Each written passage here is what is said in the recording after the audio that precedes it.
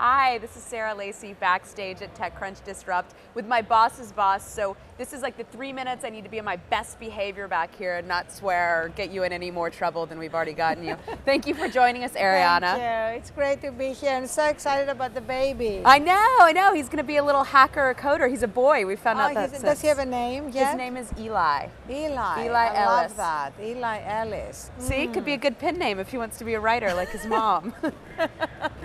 I want to talk a little bit about political blogging, which you guys got into towards the end of that panel. Now, in the early days of Huffington Post and political blogging, bloggers really brought accountability back to political coverage, talked about the issues people wanted to know about, broke the kind of phoniness of the Washington press corps, and then so much of it got so opinion-based and everyone else adopted that. Do you think in this season, political blogging is going to bring back real reporting? Well, one of the things that has happened since the origination of blogging is that a lot of the lines have become very blurred. Like at first, I remember when we first launched the Huffington Post in 2005, blogging was kind of ridiculed by the mainstream media as something that unwashed people did in their pajamas in their parents' basements, right? And now there is no mainstream organization that does not have bloggers. In fact, they kind of almost require their journalists to blog. So the distinction for me now is really almost theoretical. Blogging is just more conversational. That's the only distinction, quote unquote journalism, op-eds, articles are less conversational, more written. But otherwise, the obsession with facts needs to be there, whatever you're doing, whether I'm just emailing you to tell you something, or whether I'm writing a 6,000 word piece. That's really, for me, where the real emphasis needs to be. Right, and you highlighted in your talk that something that drives me crazy every time I turn on TV news, everything it says exclusive. Everything says breaking news, and none of it's exclusive or breaking news. I mean, there is sort of this ridiculousness that's evolved that we certainly see in tech, but I think you guys see way more on the national sphere with political reporting. Yes, there's an absolute breathlessness about things that is neither breaking or even news. Right. And it's not just about politics, it's often like about Balloon Boy. Yeah. Or the pastor was going to burn the Quran and was interrupting every other news broadcast or cablecast, to give us news of this other non-event.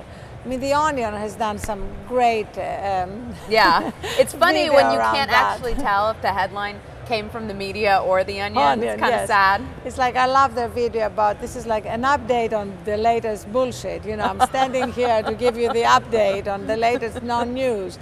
So that's what we're trying to get away from.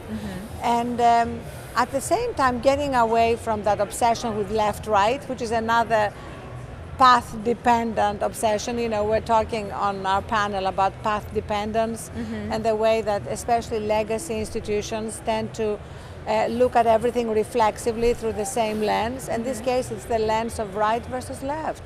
And that is not how you can define everything. And it's alienating. I mean, I'm one of those people where I feel like sort of no voice speaks for me at this point. You mentioned at the end wanting someone to build a GPS for the soul, which, is like such a sort of spiritual concept for Silicon Valley people. Do you think that all of this social media, I mean, I know you're incredibly wired, you're picking everything and tweeting everything. Is it deteriorating from some of that goodness of the soul? Is technology the answer? Or, I mean, a lot of people think it's causing the problem. No, I don't actually. I think that technology can help us find our way to some eternal truths. And, you're about to have a baby, so you're connected with something very timeless. I'm getting older, so I'm connected to something very timeless, birth and death. I'm not predicting my death, but I'm predicting, that obviously as I get older, I want to be asking these bigger questions more and more. It's natural. Right. I don't want to deny the stages of life. And I feel that we can use technology to help us connect with those stages of life, help us connect with some eternal truths. And that's why I call it GPS for the soul. And when you go back, maybe somebody is going, with your help, to invent it. Otherwise, we're going to depend on Eli to do it. And it might be too late for the world. Can't wait that long. Well, I do think some companies in the Valley are starting to get closer to this. Later on today, we're hearing from Dave Morin of Path. which I think is a fascinating company. There's so many photo sharing companies, but what it does is really just broadcast specific to families. And initially when it launched, I was like, well, I don't know. Now that I have a baby, I'm going to use it all the time because I want my parents, my in-laws to see every moment of that baby's life. I don't want to put it on Facebook. I don't want to do it any other way. So I think some of it is like breaking down these micro networks. I know, and I think that's also connected with another trend, which is more curation. You know, there was a moment when we wanted everything out there, and now we're not so sure. You know, we do want curation, we do want editing, and that's kind of the irony. Just as everything is becoming more open, we also recognize the huge importance of editing. Right, right, which will keep people like you and me, old media people, Thank in God. business.